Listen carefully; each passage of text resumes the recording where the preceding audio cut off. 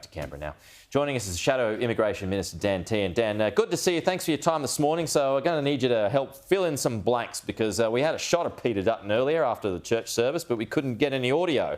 So as for the opposition, let's get your response to Prime Minister Anthony Albanese's claim after church that we need to listen to the call from the community, which, with an eye on news poll this morning, is backed up with most people suggesting that they want to see the voice through. So does that mean, is that enough for you to get on board, or you still got queries?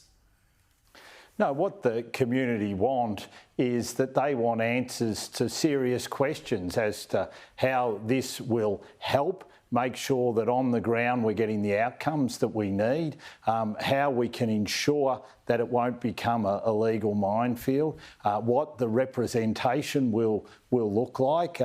There's 35 regions. My understanding is there would be maybe 24 or 25 representatives of the voice. How will that work? For instance, in my area of Western Victoria, we've got strong Indigenous traditions, and how will they be represented? How do I ensure that, you know, it's not a typical approach by Labor that the inner cities listen to, but the further you get away from the capital cities, you're then ignored. We don't want that to be happening to Indigenous Australians in regional, rural and remote Australia. All these questions need to be answered, and Anthony Albanese telling us that we should vote for the voice will not cut it.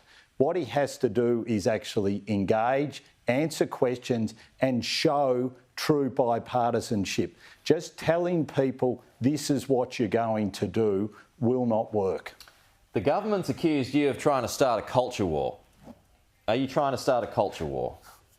No, and I mean, this is the complete rubbish that we're getting. So we're going to be starting a culture war. We were told that the rest of the world will frown upon us.